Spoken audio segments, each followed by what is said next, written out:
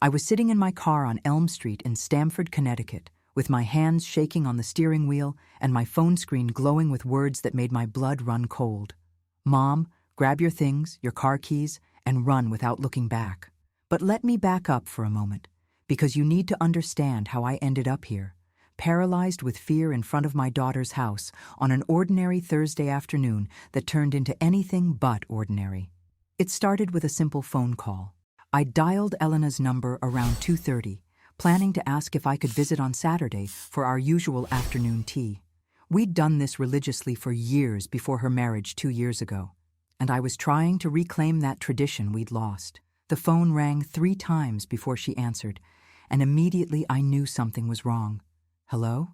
Her voice was barely above a whisper, strained and tight. Sweetheart, it's Mom. I was thinking I'd come by on Saturday afternoon if you're free.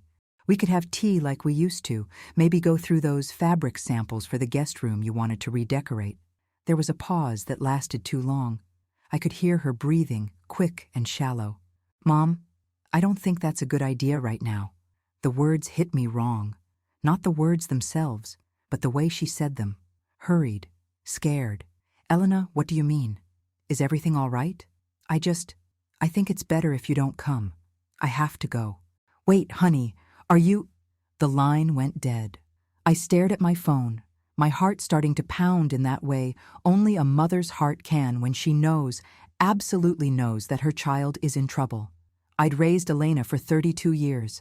I'd nursed her through fevers, held her through heartbreaks, celebrated her victories. I knew every tone of her voice, every pause, every inflection. And that voice on the phone wasn't just busy or stressed. That voice was terrified. I called back immediately, straight to voicemail. I tried again, same thing, then again, and again. 6 calls in 3 minutes, every single one going to voicemail like she'd turned off her phone or blocked me. My hands were trembling as I typed out a text. Elena, please answer me. What's going on? I'm worried. The message showed as delivered but not read. That's when I made the decision. I grabbed my purse, my keys, and walked to my car without even thinking about it. My house in Greenwich felt suffocating suddenly. I needed to see my daughter. I needed to know she was safe. Every maternal instinct I possessed was screaming that something was desperately wrong. The drive from Greenwich to Stamford normally takes about 20 minutes, but I made it in 15, my mind racing faster than the car. Elena had been different these past 8 months. Quieter, more withdrawn.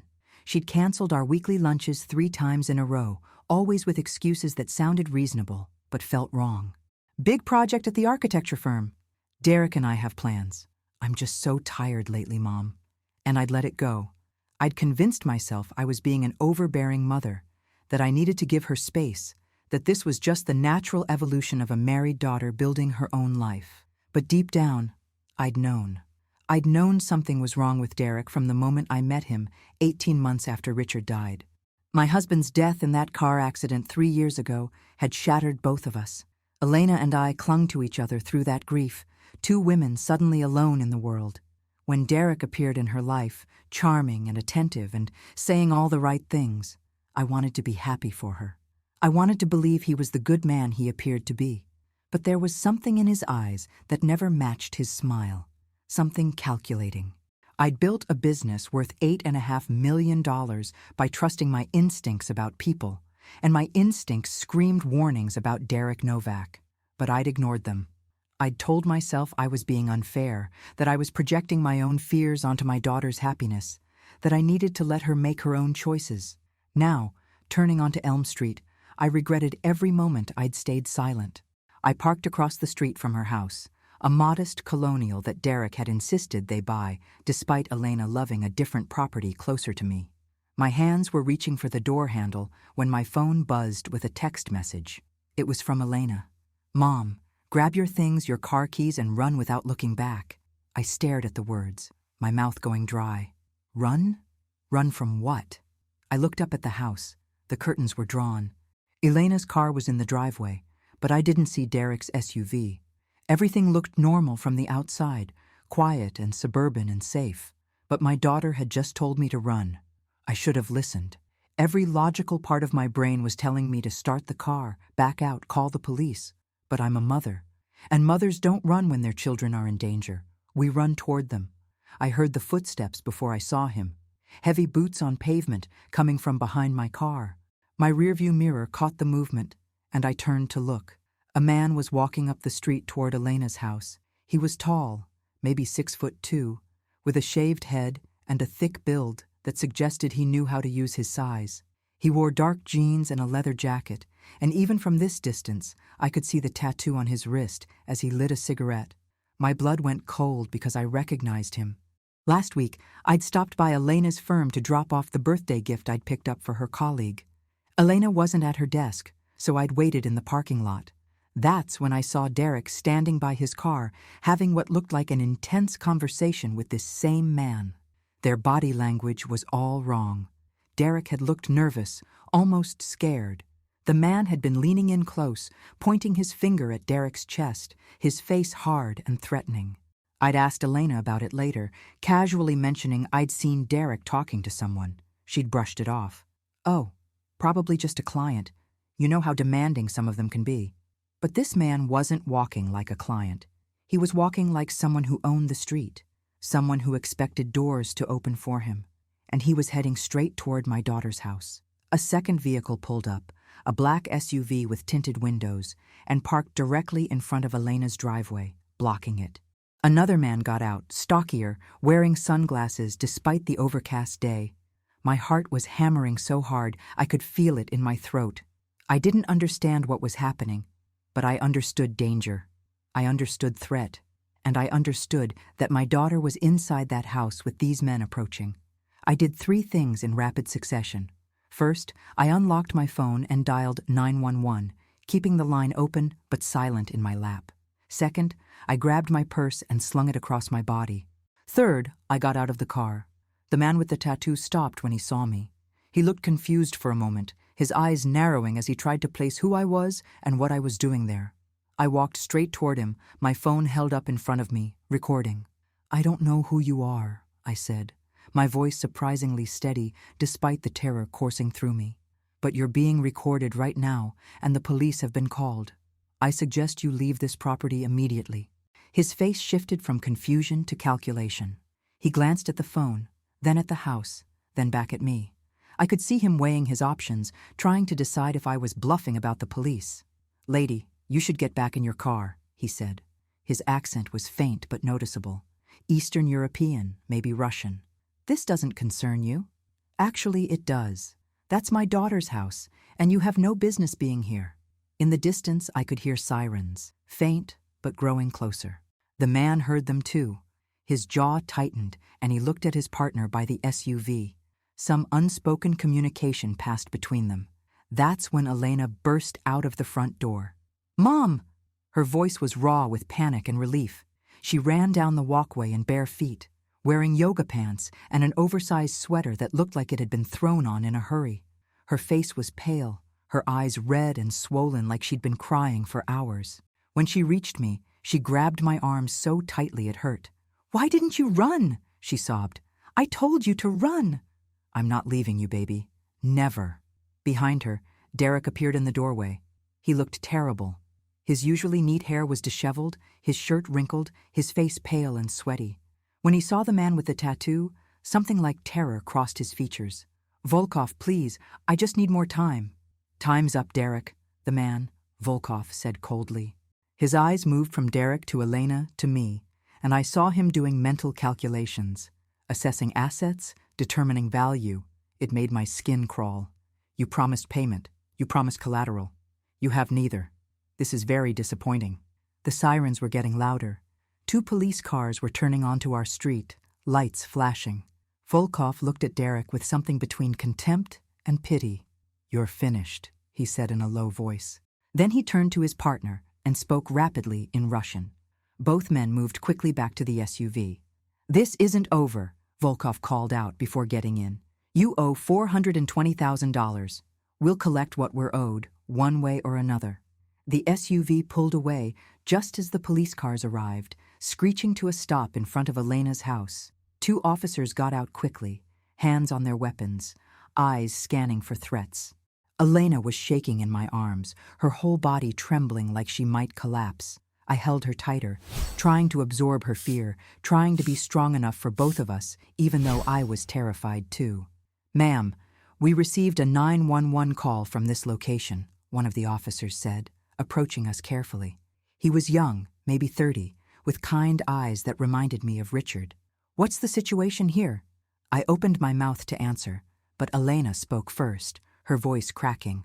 "My husband," she whispered, looking back at Derek, who was frozen in the doorway like a deer in headlights. "My husband is in trouble. He's in debt to dangerous people. Those men were here to collect. They've been threatening him for months. They've been threatening me." The officer's expression shifted immediately to professional concern. His partner was already walking toward Derek, asking him to step outside.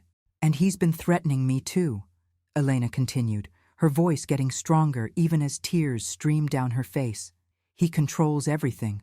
My phone, my money, who I see, where I go.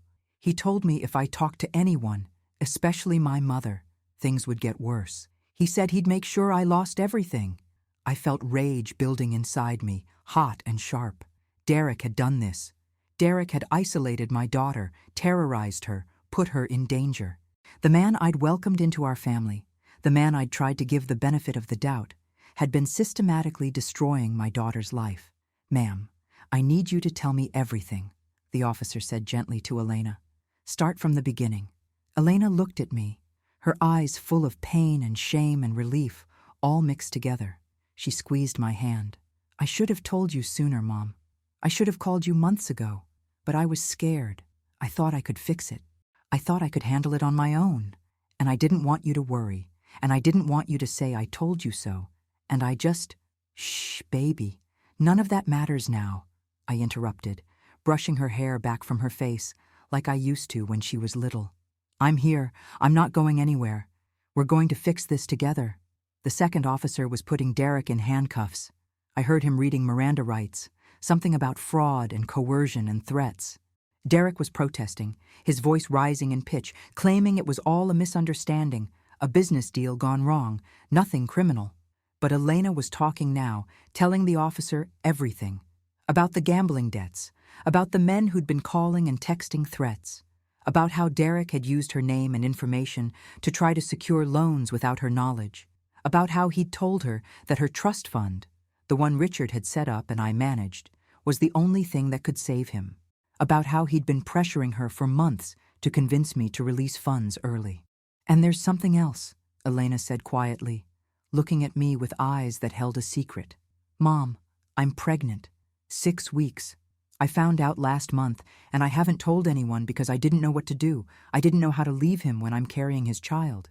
The world tilted slightly. Pregnant. My daughter was pregnant, trapped in an abusive marriage, terrorized by her husband and his creditors, and she'd been carrying this alone for weeks. I pulled her close and held her like I used to when she had nightmares as a child. "You're not alone anymore," I whispered fiercely. "Do you hear me? You're not alone. You're coming home with me tonight, and we're going to figure this out. You and me and that baby, we're going to be okay." Behind us, they were loading Derek into the police car. He was still protesting, still claiming innocence, still trying to charm and manipulate his way out of the consequences of his choices, but nobody was listening anymore. Elena was safe in my arms. The police were handling the situation, and for the first time in months, maybe years, I felt like I could breathe. But I also knew this was just the beginning. Derek wasn't going away quietly. Volkov and his associates weren't going to forget $420,000. And my daughter had a long road ahead of her, healing from months of psychological abuse while preparing to bring a child into the world. As we stood there on that quiet suburban street with police lights flashing and neighbors starting to peek out their windows, I made a silent promise. Nobody was going to hurt my daughter ever again. Not Derek, not Volkov, not anyone. I'd spent 30 years building a successful business and a comfortable life. Now I was going to use every resource I had to protect my family. The officer was asking Elena if she wanted to go to the hospital to be checked out. She shook her head. "I just want to go home," she said softly. "To my real home, with my mom." "Let me get your statement first, and then you're free to go," the officer said. He looked at me. "Ma'am, You showed real courage coming here today. A lot of people would have run when they got that text message. She's my daughter, I said simply. Running was never an option. Elena squeezed my hand tighter, and in that moment, despite everything terrible that had happened, despite all the pain and fear and uncertainty ahead, I felt something I hadn't felt in a long time. I felt like we were going to be okay. I need to take you back 3 years to help you understand how we got here, to that moment on Elm Street with police cars and my daughter trembling in my arms. Richard died on a Tuesday in March. He was driving home from a late meeting in Manhattan when a semi-truck driver fell asleep at the wheel on I-95. The police told me it was instantaneous, that he didn't suffer. I'm not sure if they say that to everyone or if it was true, but I chose to believe it because the alternative was unbearable. Richard and I had been married for 33 years. We'd built our lives together from nothing.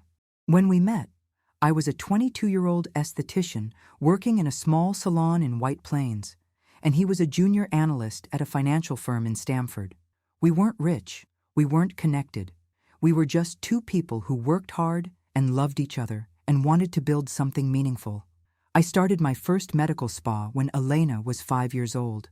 Richard helped me secure the small business loan, reviewed every contract, managed the books while I focused on building the client base. We struggled those first few years. There were months when we weren't sure we'd make payroll, nights when I cried over the bills spread across our kitchen table. But I had a vision, and I refused to quit. I expanded to a second location, then a third. I built a reputation for excellence, for results, for treating every client like they were the most important person in the world. By the time Elena graduated from college, I owned 6 medical spas across Connecticut and Westchester County. The business was worth $8.5 million, and Richard and I finally had the financial security we dreamed about. Richard was always the careful one, the planner. 2 years before he died, he insisted we restructure Elena's inheritance into a trust fund. Something happens to us, I want to make sure she's protected, he'd said one night over dinner. Not just from losing the money, but from people who might try to take advantage of her. I'd laughed it off at the time. Richard, you're being paranoid. Elena's smart. She has a good head on her shoulders. Smart people fall for con artists every day, Viv, he'd said seriously, especially when they're vulnerable. Just humor me on this. So we set it up. Elena would inherit everything, but the trust wouldn't fully mature until she turned 35, or if both Richard and I passed away. Until then, I was the trustee, managing the funds and releasing money for legitimate needs like her education, a home purchase, medical expenses. It was designed to protect her from making impulsive decisions with a large sum of money at a young age. Richard died 3 months after we finalized those documents. Sometimes I wonder if he knew somehow, if some part of him sensed his time was short. The grief nearly destroyed us. Elena took a month off from her architecture firm. I couldn't bring myself to go into the office for weeks. We spent most of that time together in my house, the one Richard and I had bought 15 years earlier in Greenwich. We cried together. We looked at old photographs. We shared memories and tried to figure out how to exist in a world without him. We only have each other now, Mom, Elena had said one night, curled up next to me on the couch like she used to when she was little. It's just us. Just us, I'd agreed, holding her tight. But that's enough. We're going to be okay, baby. I promise. And for a while we were. We settled into a new rhythm. Weekly lunches on Tuesdays, Sunday dinners at my house, long phone calls about nothing important. We were healing together, supporting each other through the worst loss either of us had ever experienced. Then Derek entered the picture. It was 18 months after Richard's death. Elena met him at a professional networking event her firm hosted. He was a commercial real estate broker, 33 years old, educated at Boston University, well-dressed and charming. He knew how to listen, how to make her laugh, how to make her feel seen after months of grief. She brought him to Sunday dinner 6 weeks after they met. I remember watching them together that night, seeing how attentive he was, how he pulled out her chair and complimented the meal and asked thoughtful questions about my business. On the surface, everything seemed perfect, but something felt off to me. Maybe it was the way his smile never quite reached his eyes. Maybe it was how quickly he steered every conversation back to topics involving money or assets or future plans. Maybe it was just a mother's protective instinct going into overdrive after losing my husband. "What do you think?" Elena asked me later that night after Derek had left. Her eyes were shining with happiness I hadn't seen since before Richard died. "Isn't he wonderful?" I wanted to say what I was really thinking. I wanted to tell her that something about Derek made me uneasy, that the relationship was moving too fast, that she should slow down and give herself more time to heal before diving into something serious. But I looked at her face, so full of hope and joy, and I couldn't bring myself to dim that light. "He seems very nice, sweetheart," I said carefully. "I'm glad you're happy." What I should have said was, "I don't trust him. Something's wrong. Please be careful." The relationship accelerated quickly after that. Within 3 months, Derek had essentially moved into Elena's apartment. Within 6 months, he was pressuring her to buy a house together. Elena was hesitant about the financial commitment, but Derek was persuasive. "We're building a life together, honey," he'd told her during a dinner where they announced their house hunting plans. "Why pay rent on separate places when we could be investing in our future?" I'd suggested they wait, maybe rent a place together first to make sure they were compatible living together. Derek's expression had tightened slightly, though his smile never wavered. "With all due respect, Vivienne, Elena and I are adults capable of making our own decisions," he'd said pleasantly. But there was an edge underneath the politeness, a subtle assertion of territory. "I know you want to protect her, but she doesn't need protecting from me." Elena had squeezed his hand and smiled at me apologetically. "Mom, we know what we're doing. Derek's right. This makes financial sense." They bought the house in Stamford 6 months before the wedding. Derek had pushed for Elena to use money from her trust fund for the down payment, but I'd refused to release those funds for a house that would be in both their names when they weren't even married yet. He'd been visibly angry about that decision, though he tried to hide it. "I don't understand why you're being so controlling about this," Elena had said to me over the phone, her voice tight with frustration. "It's my money, my inheritance from Dad. Why can't I use it how I want?" "Because your father set it up this way to protect you," I'd explained, trying to stay calm. "And until you're 35 or married for at least a year, the terms don't allow for large real estate purchases that would benefit someone else equally." "Someone else? You mean Derek?" "Mom, he's going to be my husband. And when he is your husband, we can revisit this. But right now, those are the terms of the trust, and I have a legal obligation to follow them." She'd hung up on me. We didn't speak for 2 weeks.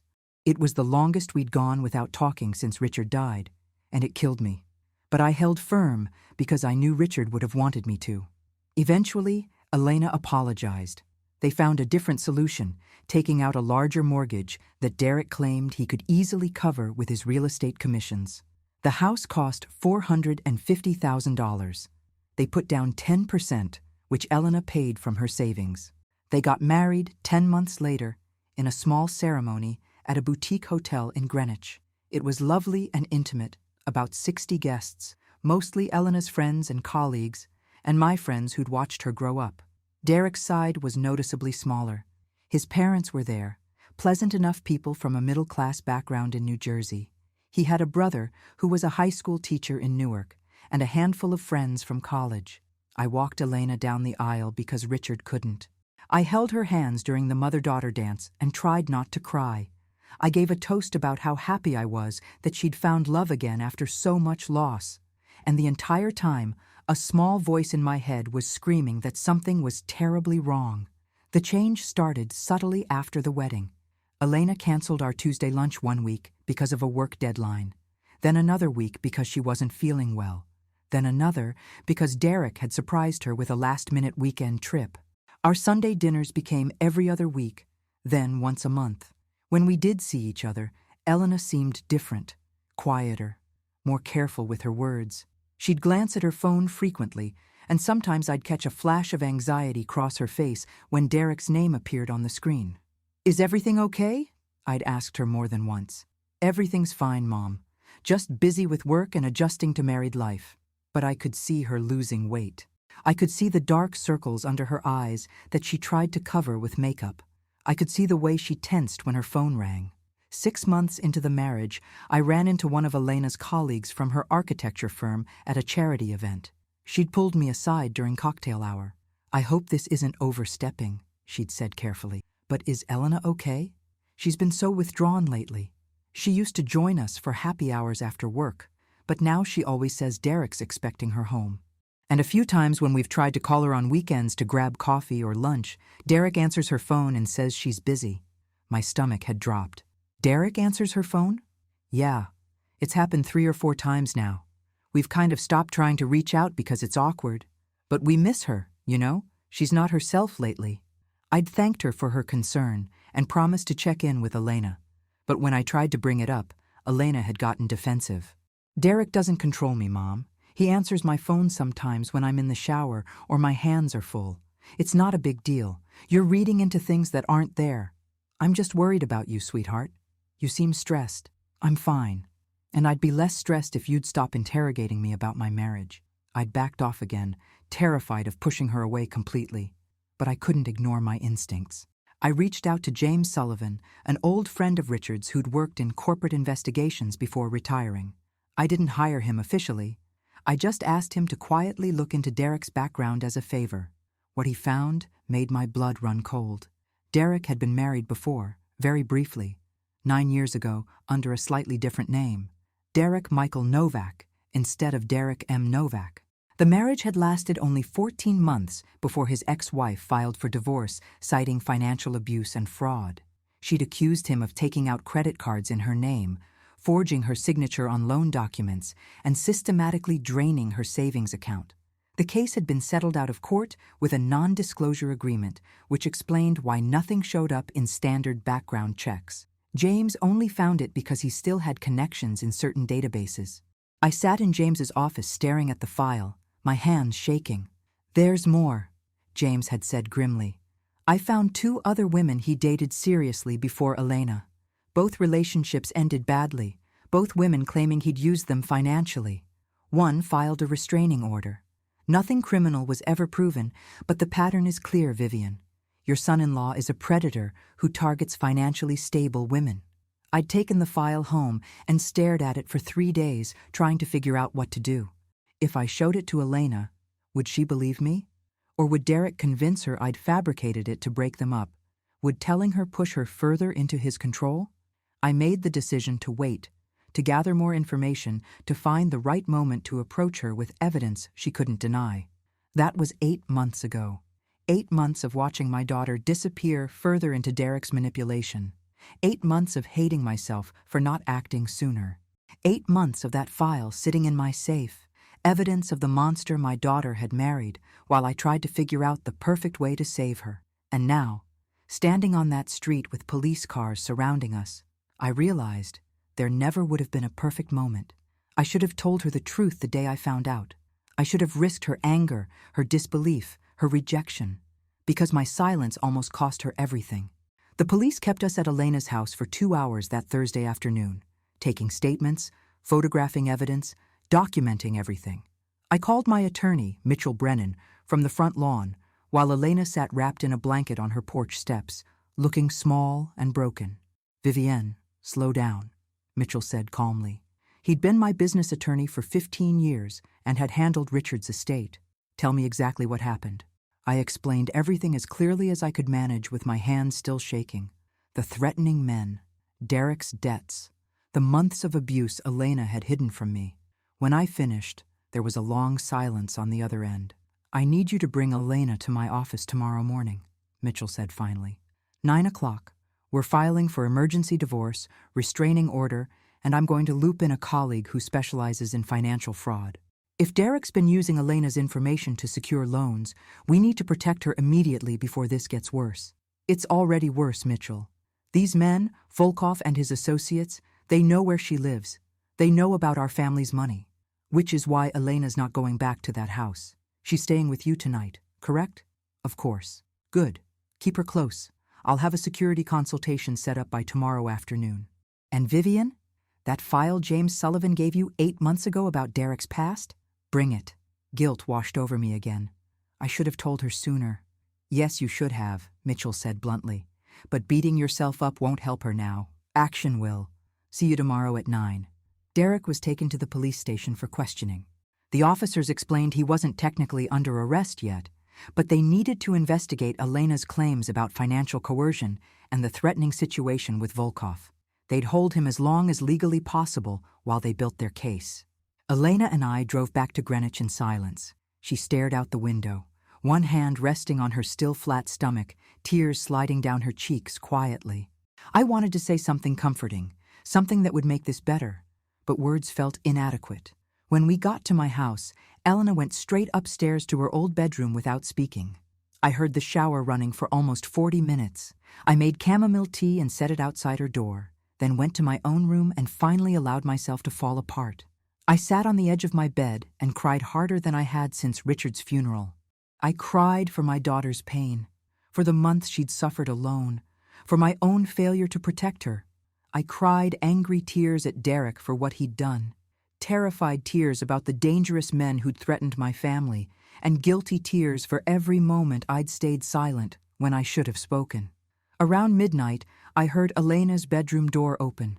I found her in the kitchen, sitting at the island in one of my old robes, staring at the untouched cup of tea I'd left hours ago.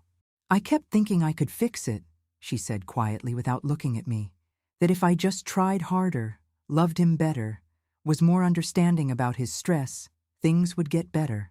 I sat down next to her and took her hand. That's what abusers do, baby. They make you think it's your fault.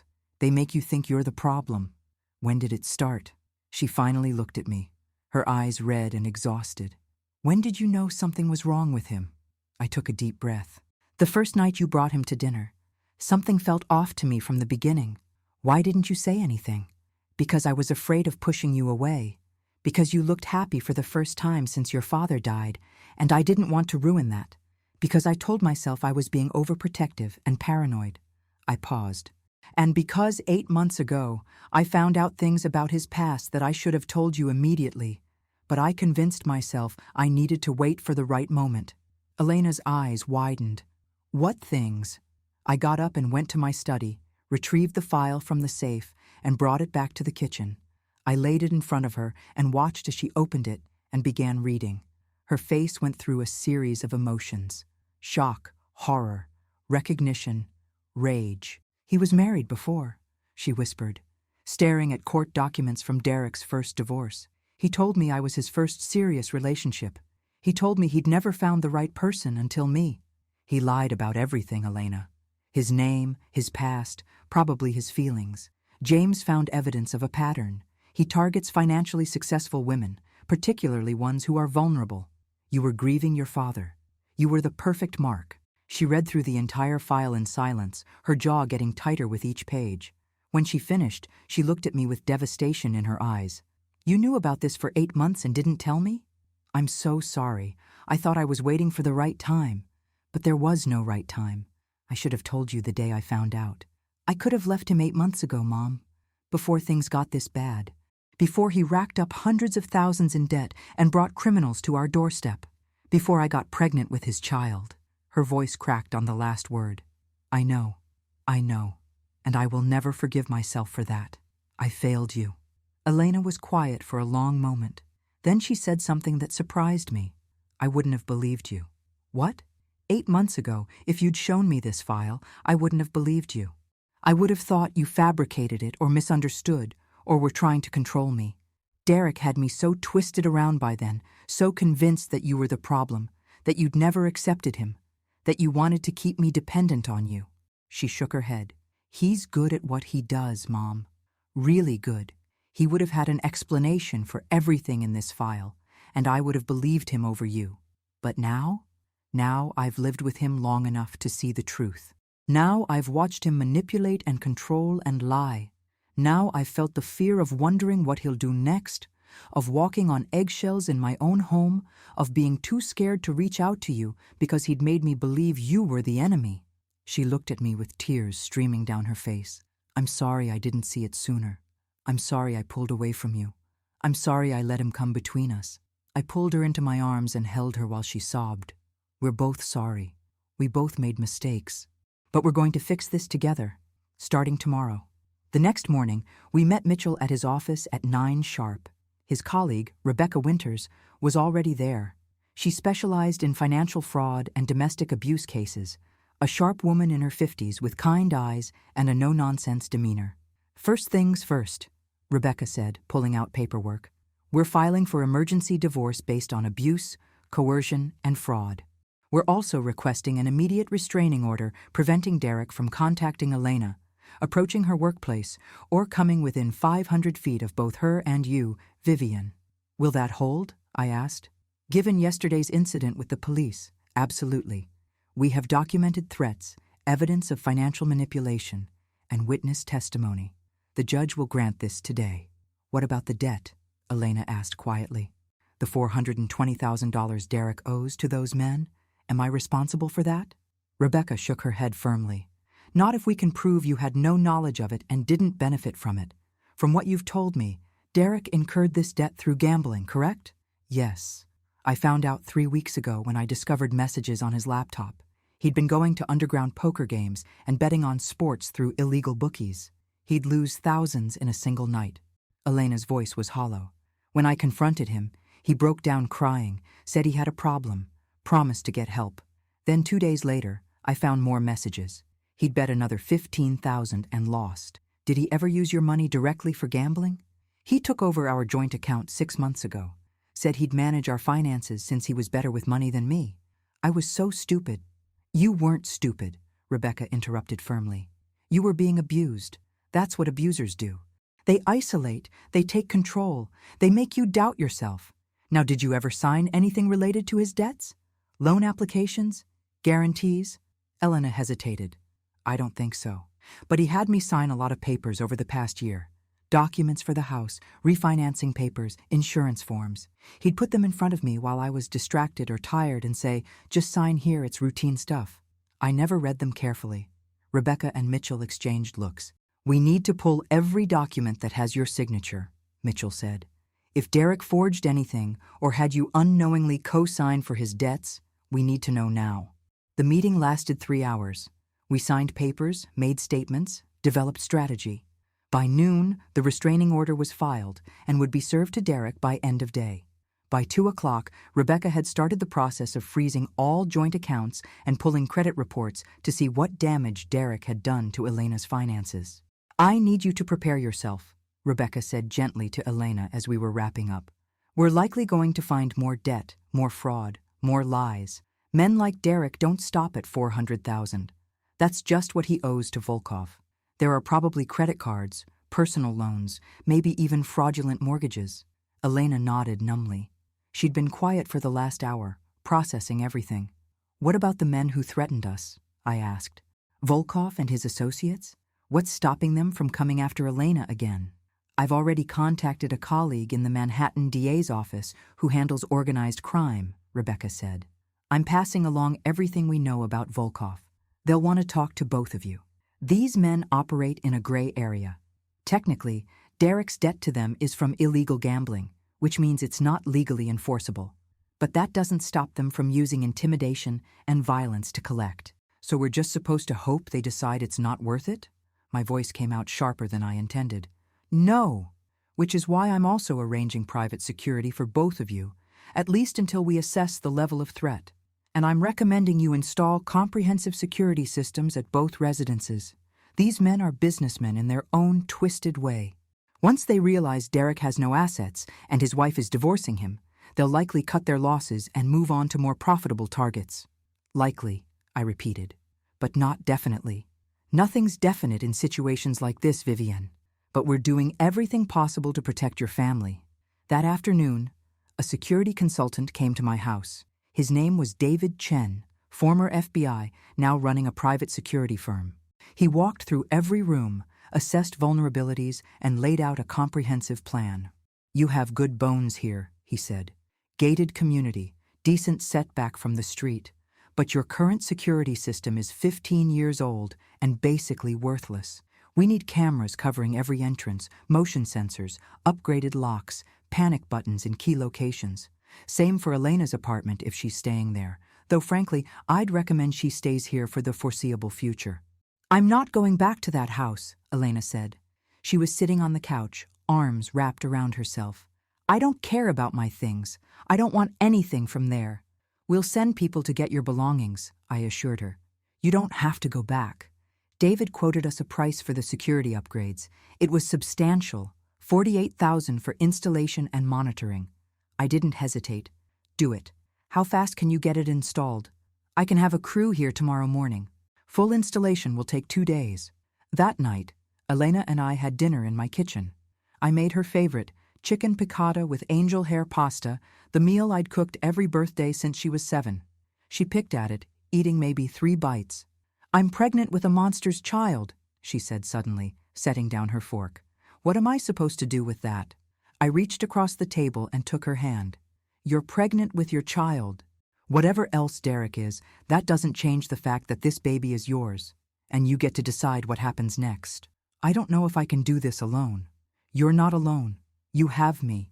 And yes, the situation is complicated and scary, but that baby is innocent in all of this. Whatever you decide, whether you continue the pregnancy or not, I support you completely. This is your choice, and I'll be here no matter what. She started crying again. I wanted to be a mother someday. Just not like this. Not running away from an abusive husband with criminals threatening my family. This isn't how it was supposed to be. I know, baby. Nothing about this is how it should be. But you're strong. You're stronger than you know. And that baby, if you choose to have it, will be lucky to have you as a mother. Over the next week, the full extent of Derek's fraud became clear. Rebecca's team pulled records and found devastation. Derek had opened 7 credit cards in Elena's name without her knowledge, racking up $93,000 in charges. He'd taken out a personal loan using falsified income information showing Elena as a co-borrower, another $65,000. He'd refinanced the house twice in 18 months, pulling out equity and forging Elena's signature on documents, an additional $140,000. In total, Derek had accumulated over $700,000 in debt, almost half of it directly tied to Elena's name and credit. How did I not notice? Elena asked in disbelief as we sat in Rebecca's office reviewing the evidence. How did all of this happen without me seeing it? Because he's a professional con artist, Rebecca said. He intercepted mail, managed online accounts, manipulated statements. This is what he does, Elena, and you're not the first woman he's done it to. The criminal investigation was moving forward. Derek was formally arrested 4 days after the initial incident, charged with identity theft, fraud, forgery, and financial exploitation. The DA was building a case that could put him in prison for 8 to 12 years. But Derek wasn't going quietly. He hired an expensive defense attorney and began his own campaign. He called my business, trying to reach me. He sent emails to Elena's colleagues claiming she'd had a mental breakdown and was making false accusations. He even went to a local news station with a story about how his wealthy mother-in-law was trying to destroy his marriage because she'd never accepted him. The news station, to their credit, didn't run the story after their producer called Mitchell for comment and heard our side. Then Volkov made contact. It happened 12 days after the initial confrontation. I was at my office reviewing quarterly reports when my receptionist buzzed through. Mrs. Ashford, there's a man here to see you. He doesn't have an appointment, but he says it's urgent. His name is Marcus Volkov. My blood went cold. Tell him I'm not available. He said to tell you that Derek's debt doesn't disappear just because Derek is in jail.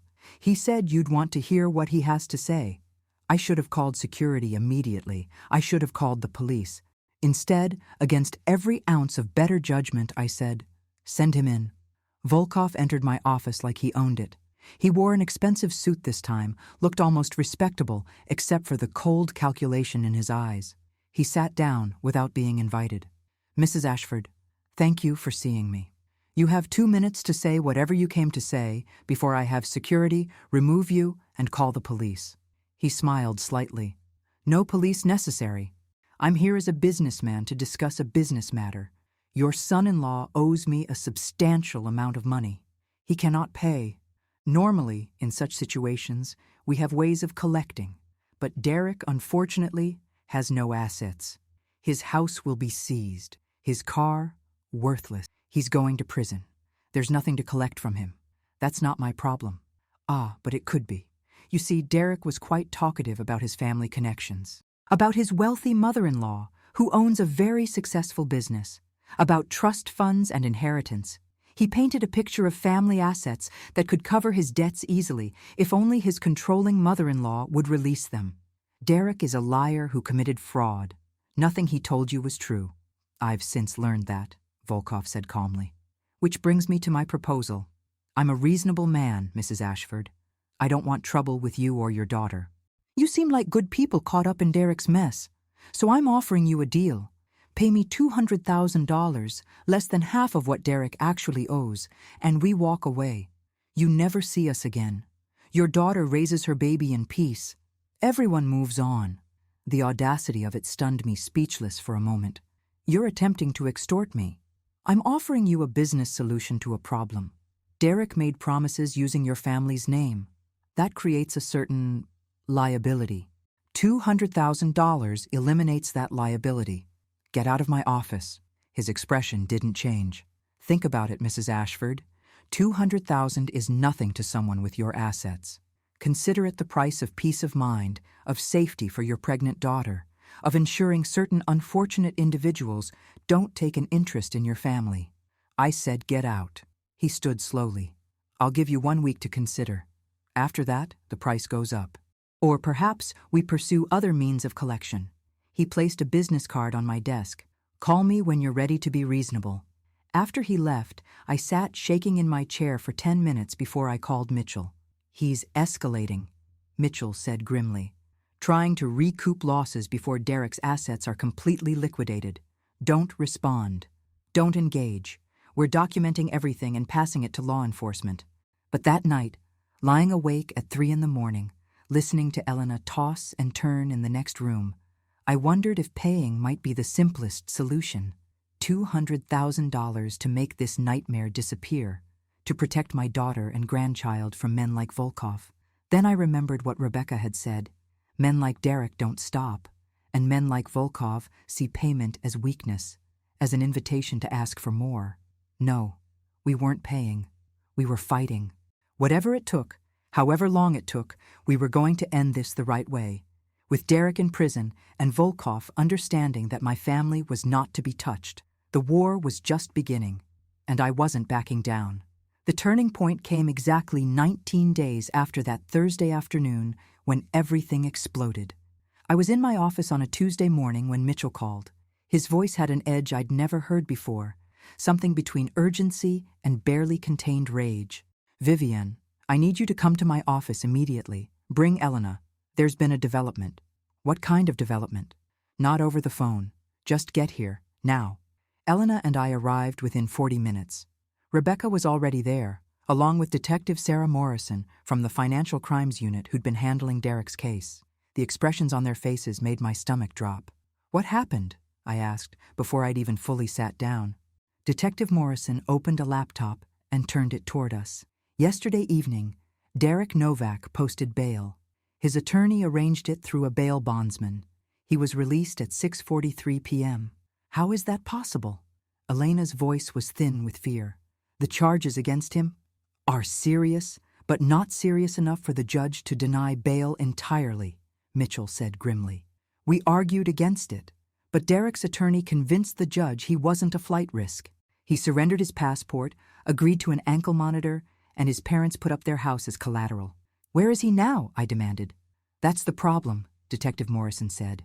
Derek was supposed to check in with his monitoring officer this morning at 9 a.m. He didn't show. When the officer went to his parents' house in New Jersey, where he was supposed to be staying, he wasn't there. His ankle monitor stopped transmitting at approximately 2:30 this morning. The room spun slightly. He cut it off. Yes, Derek Novak is currently a fugitive. We've issued a warrant for his arrest, but he's had a 9-hour head start. Elena made a sound like a wounded animal. I grabbed her hand and squeezed hard. There's more, Rebecca said quietly. She pulled out her phone and showed us a screenshot. This was posted to a private forum about 3 hours ago. It's been forwarded to us by a source in the DA's office. I read the message, my blood turning to ice with every word. To Volkov and Associates, the debt you claim is fraudulent. My wife and her mother have conspired to destroy me and steal assets that rightfully belong to our marriage. They've manipulated law enforcement and the courts. I'm willing to provide detailed information about actual family assets, bank accounts, property holdings, and trust fund access in exchange for protection and assistance in recovering what's mine. The trust fund alone is worth $3.2 million. I know how to access it. Contact me at the attached number. He's trying to make a deal with them, I whispered. He's selling us out to Volkov. Not just selling you out, Detective Morrison said. He's painting targets on both of you. He's telling Volkov exactly where to look for money, and he's framing you as the villains who've wronged him. In Volkov's world, that makes you legitimate targets for collection. Elena was shaking violently. I put my arm around her shoulders, trying to hold us both together. Can they actually access the trust fund? I asked. If Derek somehow gets the account information? Mitchell shook his head. Not without your authorization as trustee, but that doesn't mean they won't try to force your cooperation. Intimidation, threats. These men don't operate within legal boundaries. So what do we do? My voice sounded stronger than I felt. First, you don't go home, Detective Morrison said firmly. Either of you. We're arranging safe accommodation until we locate Derek. Second, we're assigning protective surveillance. Third, every financial account connected to either of you is being flagged with additional security protocols. You're telling us to go into hiding? Elena's voice cracked. In my own city? Because my husband is hunting me? I'm telling you to stay alive, Detective Morrison said bluntly. Derek is desperate. He's facing serious prison time. He's in debt to dangerous people. And now he's burned every bridge. Desperate people do desperate things. Rebecca leaned forward. There's something else you need to know. We've discovered that Derek made several calls from jail before he posted bail. 3 of them were to numbers we've traced to associates of Volkov's organization. We believe he'd already started negotiating before he was released. Which means Volkov knew Derek was getting out, I said slowly, the full picture coming into focus. He knew Derek would be desperate for help. He probably encouraged Derek's attorney to push for bail.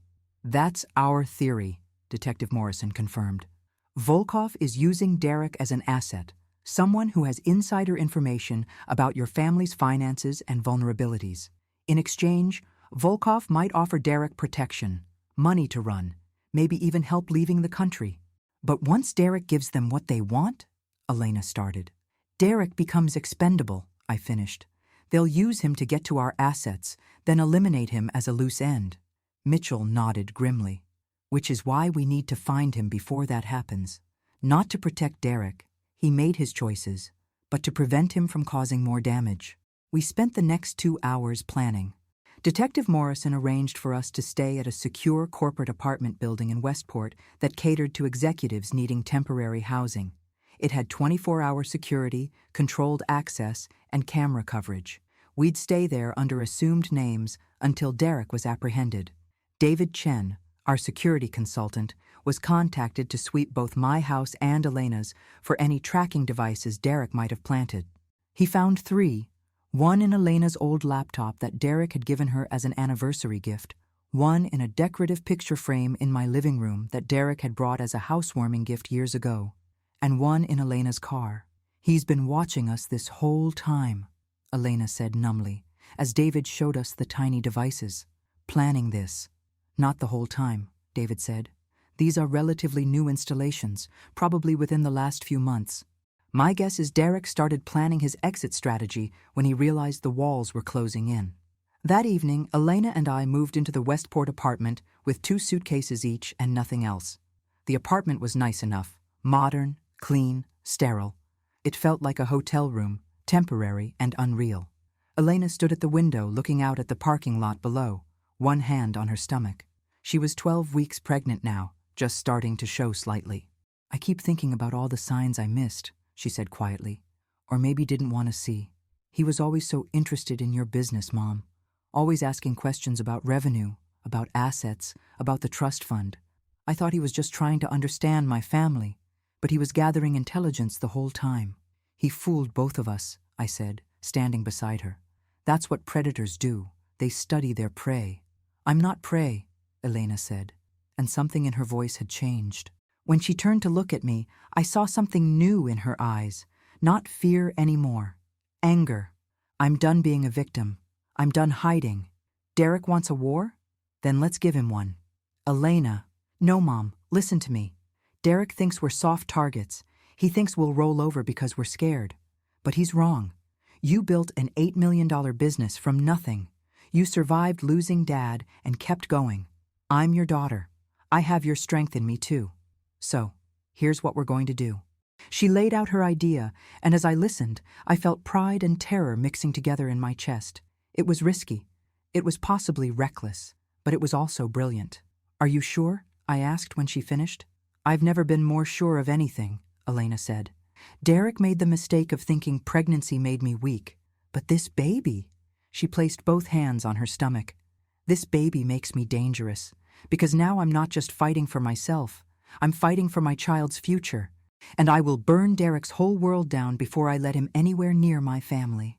I looked at my daughter, my strong, fierce, incredible daughter, and I smiled. Then let's do it. The hunter was about to become the hunted. Elena's plan was audacious and terrifying in equal measure. Instead of hiding and waiting for Derek to make his move, we were going to draw him out. Use me as bait. Absolutely not, Mitchell had said when we presented the idea the next morning. You're talking about deliberately putting yourself in danger, Vivienne. I can't advise that. You're not advising it, I said calmly. I'm telling you what we're doing. Your job is to make sure law enforcement is ready when Derek takes the bait. Detective Morrison had been more pragmatic. It could work. Derek is desperate and arrogant enough to think he can outsmart us, but we'd need to control every variable. Full surveillance, tactical team on standby, precise coordination. And if something goes wrong? Rebecca asked, looking at Elena with concern. If Derek or Volkov's people realize it's a trap, then we improvise, Elena said. Her voice was steady, determined. But doing nothing isn't an option. Derek knows where we live, where we work, where we go. He has information we can't change, so we use that against him. It took 2 days to set everything up. Detective Morrison brought in a tactical unit experienced in fugitive apprehension. David Chen's team installed hidden cameras and microphones throughout my house. We created a scenario designed to be irresistible to Derek, a reason for me to be alone, vulnerable, and carrying something he desperately wanted. On Friday afternoon, I made a very public visit to my bank. I was followed. We knew Derek had someone watching me, probably one of Volkov's lower-level associates tracking my movements. I met with the bank manager in his glass-walled office where anyone could see us. I carried a leather portfolio that appeared to contain important documents. Then I drove home to Greenwich, making sure I wasn't being subtle about checking my rearview mirror. I wanted whoever was following me to know I was nervous, distracted, possibly careless. Elena was safely tucked away in the Westport apartment with 2 plainclothes officers. She'd wanted to be part of the operation, but I'd put my foot down. You're protecting our grandchild, I'd told her firmly. That's your job tonight. Let me do mine. I pulled into my driveway at 6:15 p.m., right on schedule. The sun was setting, casting long shadows across the lawn. I got out of my car, portfolio tucked under my arm, and walked to my front door. My hands were shaking as I unlocked it, not entirely from acting. Inside, the house felt different knowing it was filled with hidden surveillance. Detective Morrison and her team were in an unmarked van 3 blocks away, watching multiple camera feeds. David Chen and 2 of his people were positioned in houses on either side of mine, courtesy of neighbors who'd been briefed on the situation. I went through the motions we'd planned, made myself tea, sat at the kitchen island with the portfolio open in front of me, appearing to review documents. The documents were fake, convincing forgeries designed to look like trust fund access paperwork and account information. At 7:32 p.m., my phone rang. Unknown number. Answer it, came Detective Morrison's voice through the tiny earpiece I wore. We're recording. I picked up. Hello? Vivienne. Derek's voice sent ice through my veins. He sounded different, harder, desperate. I know you're home alone. I know what you picked up from the bank today. I want those documents. Derek, where are you? The police are looking for… I don't care about the police, he interrupted. I care about what's mine. What your family has stolen from me. That trust fund should be accessible to Elena, which means accessible to me as her husband. You're not her husband anymore. The divorce is meaningless. We're married in the eyes of God, and half of everything she has is mine. You've poisoned her against me, turned her into your puppet, but I'm taking back what belongs to us. There is no us, Derek. There's you, a criminal who abused my daughter and committed fraud. You're going to prison." He laughed, and the sound was chilling. "I'm not going anywhere near a prison. I have resources you can't imagine. People who understand that sometimes the system needs to be circumvented. All I need is access to that trust fund, and I disappear. You never hear from me again. Elena can raise the baby however she wants. Everyone wins. Except you've already promised that same money to Volkov," I said, gambling. "Haven't you? You told him you could deliver $3 million, but you can't deliver what you don't have." Silence on the other end. Then, "Volkov and I have an understanding. Volkov is using you, Derek. Once he realizes you can't actually access the trust fund, you become a liability. How long do you think he'll let you live after that?" "I can access it," Derek said, and I heard the desperation bleeding through now. "With your signature, with your authorization codes. That's why we're going to make a deal, Vivienne. You're going to give me what I need, and in exchange I leave and you never see me again. And if I refuse, then things get very unpleasant for everyone. Volkov's people are watching your house right now. They're watching the apartment where Elena is hiding. Did you really think you could hide from us? One phone call from me and they pay her a visit. Is that what you want? Your pregnant daughter terrorized by men who don't care about collateral damage?" My heart seized. "You wouldn't." "I love Elena," Derek said, and he actually sounded like he believed it. "I never wanted to hurt her, but she made choices. She chose you over me. She chose to destroy me instead of standing by her husband. Actions have consequences. Stay away from my daughter. Then give me what I want. Bring those documents to the house on Elm Street, our house. Tonight, 9 o'clock. Come alone. We make the transfer. I sign whatever you want, saying I relinquish all claims to Elena and the baby, and I disappear. You never hear from me again. How do I know you'll keep your word?" "You don't. But what choice do you have? It's this or I make that phone call to Volkov. Tick-tock, Vivienne, 9 o'clock. The line went dead. "We got him." Detective Morrison's voice came through my earpiece immediately. "We traced the call. He's at the Stamford house, just like we thought. Tactical team is mobilizing now." "He threatened Elena," I said, my voice shaking. "He said Volkov's people are watching her apartment. We're on it. I'm sending additional units to Westport right now. Your daughter is safe, Vivienne. Focus on the next phase. Can you do this?" I took a deep breath. Yes, I can do this. The next 90 minutes were the longest of my life. The tactical team needed time to get into position around the Elm Street house without being detected. They had to assume Derek had some way of watching the approaches, possibly with Volkov's people providing surveillance. I changed into dark jeans and a black sweater, clothing I could move in if things went wrong. I put the fake documents back in the portfolio. Detective Morrison's team had embedded a tracking device in the leather, along with a backup microphone in case something happened to my earpiece. At 8:45, I got in my car and started driving to Stamford. 3 unmarked police vehicles followed at a distance. Detective Morrison's voice in my ear was calm and steady, walking me through every turn. "Remember, Vivienne, your job is just to get him talking. Keep him engaged until we have clear visual confirmation and can move in safely. Don't try to be a hero." "I'm not trying to be a hero," I said quietly. "I'm trying to end this." I pulled up to the Elm Street house at 8:58.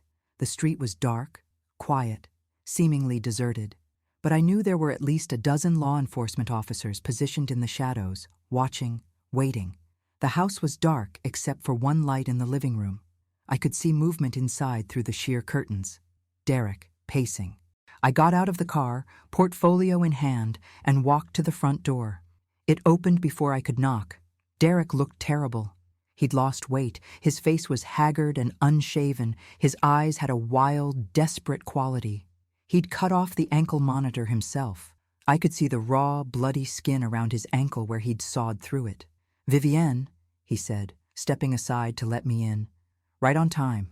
I appreciate that." I walked into the living room, my eyes adjusting to the dim light. The house looked ransacked, furniture overturned, drawers pulled out, papers scattered everywhere. "Looking for something?" I asked. "Elena cleaned out everything of value before she left," Derek said bitterly. Her jewelry, documents, even photographs, like she was erasing me from her life. She was escaping you. There's a difference. He laughed harshly. You really did a number on her, didn't you? Turned my own wife against me, made her think I was some kind of monster. You are a monster, Derek. You manipulated my daughter, stole her identity, racked up hundreds of thousands in fraudulent debt, and brought criminals to her doorstep. What would you call that? Survival, he shouted suddenly, making me flinch. I was trying to survive, to build something, to provide for us. But nothing was ever good enough for you, was it? I wasn't rich enough, successful enough, connected enough. You looked down on me from day one. I saw you for what you were from day one, I corrected. A con artist who targeted my grieving daughter because you thought she'd be easy prey. His face twisted with rage. I loved her. I love her. She was supposed to be my partner, my teammate. Instead, she became your puppet. She became her own person. That's what terrifies you. Derek took a step toward me, and I instinctively stepped back. Where are the documents? He demanded. I held up the portfolio. Right here. Trust fund access paperwork, account numbers, authorization codes, everything you asked for. His eyes lit up with desperate hunger. Give them to me. Not until you tell me the truth. Did you ever love Elena? Even a little? Or was it always just about the money? He was quiet for a moment, and something that might have been genuine emotion crossed his face. In the beginning, maybe there was something real. She was beautiful, kind, smart. But then I realized who her mother was, what her family had, and I thought, why shouldn't I benefit from that? Why shouldn't I get my piece of the American dream? By stealing it from my daughter? By claiming what should have been shared with me as her husband? His voice rose again. That trust fund. Richard set it up to protect Elena from gold diggers, right? But I'm not some stranger off the street. I'm her husband. I deserve access to what's ours. Nothing is yours, Derek. It never was. Then you're forcing my hand. He pulled out a phone. One call to Volkov. His people are in position outside Elena's apartment in Westport. 217 Harbor View, Unit 8C. They're waiting for my signal. My blood went cold. He knew exactly where Elena was. Make the call, I said quietly. Go ahead. He looked confused. What? Call Volkov. Tell him to send his people to that apartment. See what happens. You think I'm bluffing? I think you're an idiot, I said, and I let all my contempt show. You really believe Volkov is working with you? You're not his partner, Derek. You're his mark. He's using you to get information, and once he has what he wants, you're dead. You think he's going to let you live after you've proven you'll betray anyone for money? Uncertainty flickered across Derek's face. We have a deal. You have nothing. Volkov doesn't make deals with people like you. He makes examples. Then I guess we're all going down together, Derek said, and he started to dial. That's when Detective Morrison's voice came through my earpiece.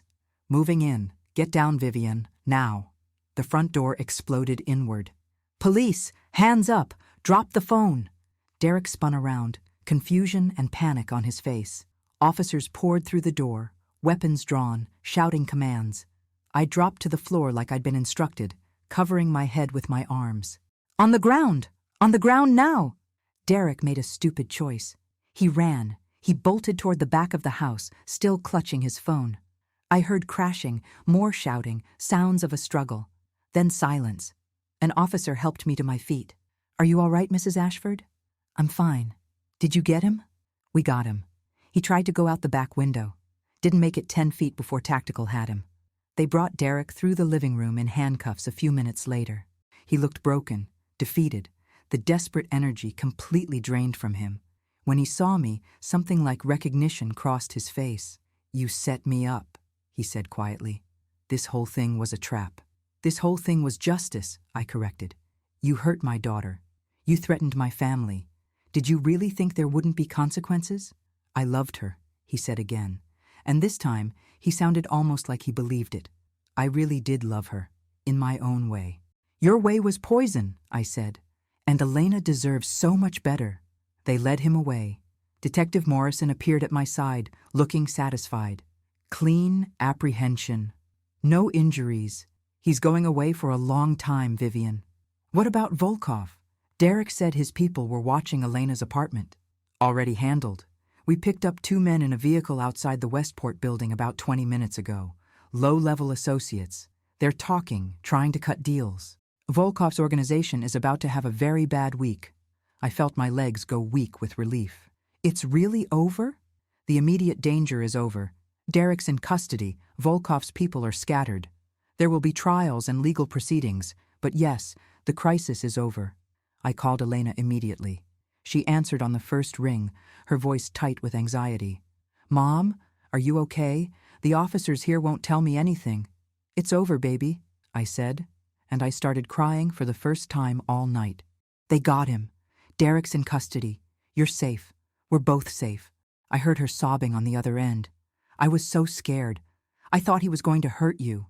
"He tried, but he underestimated both of us. We're stronger than he ever understood." "When can I see you?" "I'm leaving now.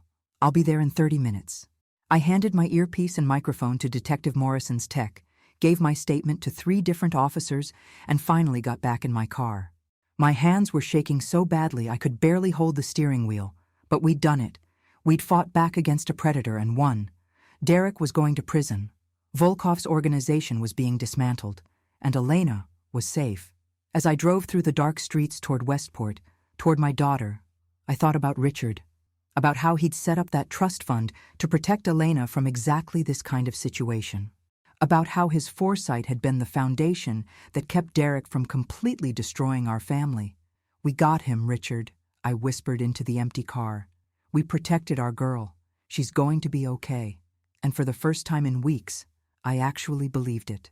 6 months later, I stood in the nursery of Elena's new townhouse in Greenwich, painting the walls a soft sage green, while she directed me from the rocking chair with her feet up. "A little more to the left, Mom. That corner's still showing the old color." I see it, I laughed, reaching up with the roller. "You know, when I imagined becoming a grandmother, I didn't picture myself doing manual labor at 57.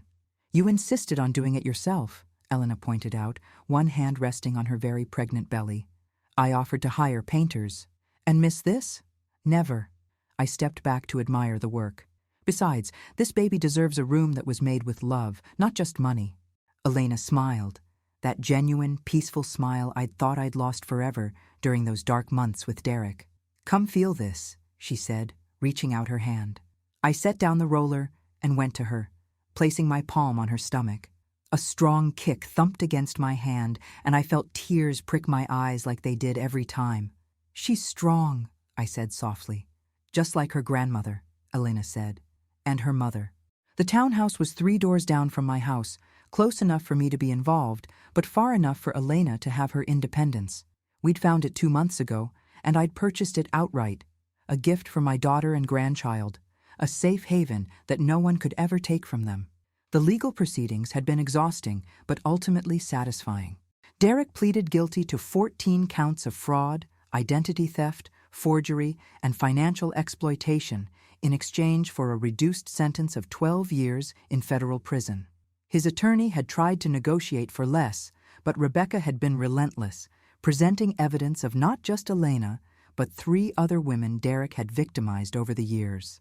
"Your son-in-law is a serial predator," Rebecca had told the judge during sentencing. "He targets vulnerable women, gains their trust, and systematically destroys their financial lives. This pattern has continued for over a decade. The court has an opportunity to ensure he cannot do this to anyone else for a very long time." The judge had agreed. 12 years, with possibility of parole after 8 if he demonstrated genuine rehabilitation. Derek would be 67 years old before he could potentially walk free. Elena had attended the sentencing, 7 months pregnant, and visibly stronger than she'd been in years. When the judge asked if she wanted to make a victim impact statement, she'd stood up and spoken clearly. "Derek Novak took 2 years of my life," she'd said. "He isolated me from my mother, controlled every aspect of my existence, and made me believe I was nothing without him. He stole my money, my credit, my sense of self. But he didn't break me. I'm rebuilding everything he tried to destroy. I have a daughter on the way who will never know his manipulation. And I have my mother, who taught me that real strength isn't about control, it's about resilience. Derek, you have no power over me anymore. You never will again." I'd never been more proud of her. Volkov's organization had been significantly disrupted by the investigation that followed. Marcus Volkov himself had fled the country. There was a warrant out for his arrest, but he was likely in Russia beyond the reach of U.S. law enforcement. Several of his associates had been arrested and were facing racketeering charges. The two men caught outside Elena's apartment had cooperated fully in exchange for reduced sentences. The debt Derek owed was legally unenforceable since it stemmed from illegal gambling. Volkov had no legitimate claim to any of it, and with his organization scattered, the threat had evaporated like morning fog. Elena's credit had been completely restored. Rebecca's team had successfully proven that every fraudulent account, loan, and charge had been opened without Elena's knowledge or consent. The credit card companies, banks, and lending institutions had wiped the debt from her record. It had taken months of documentation and legal battles, but Elena's financial reputation was clean. My business had weathered the storm without damage. If anything, the publicity, carefully managed by a crisis PR firm Mitchell had brought in, had actually increased my visibility. Several news outlets had covered the story of a mother and daughter who'd fought back against domestic financial abuse and won. I'd done 3 interviews emphasizing the warning signs of financial coercion, hoping other women might recognize the patterns before it was too late. Now, standing in this peaceful nursery with my daughter, safe and happy, it all felt like a terrible nightmare we'd finally woken from. "Have you thought any more about names?" I asked, sitting down on the floor next to the rocking chair. Elena nodded. "I keep coming back to Charlotte. Charlotte Vivienne Ashford." My breath caught. "You want to use my name?" "Of course I do. You saved my life, Mom. You ran toward danger when I told you to run away. You put yourself between me and Derek when you could have stayed safe. You fought for me when I couldn't fight for myself." Her voice was thick with emotion. "I want my daughter to carry your name and know she comes from a line of strong women who don't break." I reached up and took her hand, squeezing hard. "Charlotte Vivienne is perfect. There's something else," Elena said. "I've been talking to a therapist, Dr. Chen, the one Rebecca recommended, and she thinks I'm ready to start speaking publicly about what happened. Not just the legal case, but the emotional abuse, the isolation, the manipulation. She thinks my story could help other women recognize the signs earlier than I did." "How do you feel about that?" "Terrified," Elena admitted, "but also like it's something I need to do. Derek took so much from me. If I can turn that into something that helps even one other woman escape a situation like mine, then maybe it wasn't all for nothing." "It wasn't for nothing, baby. You survived. You're building a beautiful life for yourself and Charlotte. That's already a victory. I want to do more than survive, though. I want to thrive. I want Charlotte to grow up seeing her mother as someone who turned pain into purpose." I stood up and hugged her, careful of her belly. "Then do it. I'll support you however you need." That evening, we had dinner at my house like we did every Sunday now, our old tradition restored and strengthened by everything we'd been through. I made chicken piccata again, and this time Elena ate a full serving, laughing and talking and planning for the future. "I'm going back to work part-time after Charlotte's born," she announced over dessert. "The firm's been incredibly supportive. They're letting me do mostly remote work for the first year, just coming in for important client meetings." "That sounds perfect, and you know I'm available for babysitting whenever you need." "I'm counting on it," Elena grinned. "Fair warning, though. Charlotte's going to be completely spoiled by her grandmother. That's what grandmothers are for." After dinner, we sat on my back porch watching the sunset. Elena was quiet for a while, then said softly, "Do you ever wonder if you could have prevented all of this? If you'd told me about Derek's past when you first found out?" I'd thought about that question 1,000 times, every day. But I also know that you're right about what you said that night.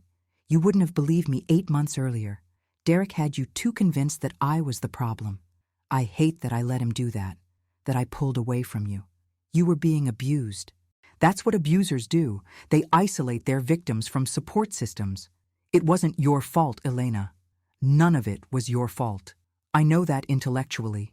The therapist has helped me understand the psychology of it. But emotionally, I still have moments where I blame myself for not seeing it sooner. Those moments will get fewer and further between, I promised. You're healing. We're both healing. We are, Elena agreed. She placed both hands on her belly. And Charlotte gets to grow up in a home filled with love and honesty and strength. She'll never know what it's like to walk on eggshells or question her worth or doubt her mother's love.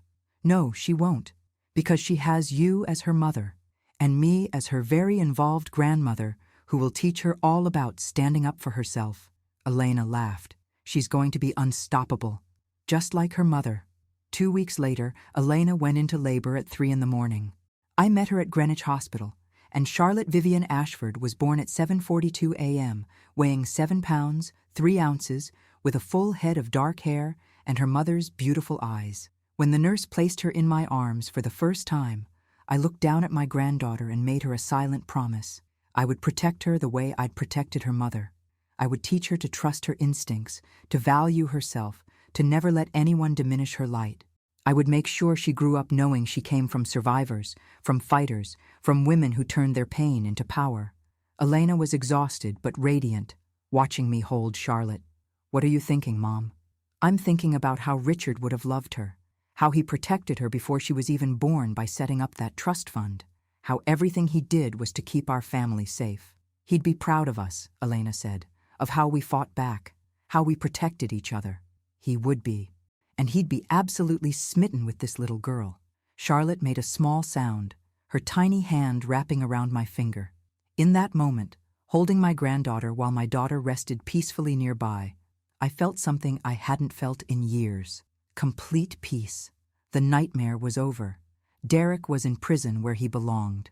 Volkov was gone, his organization dismantled.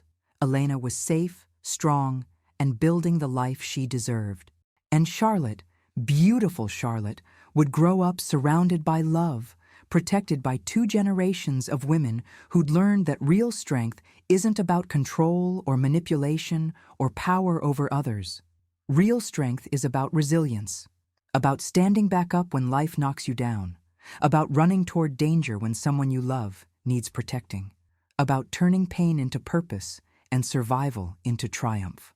I kissed Charlotte's forehead gently and whispered, "Welcome to the world, sweetheart. You're going to do amazing things. Your grandmother and I are going to make sure of it." Elena smiled from her hospital bed. "We both are."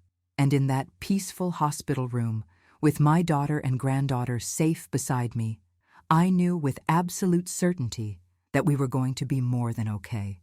We were going to thrive.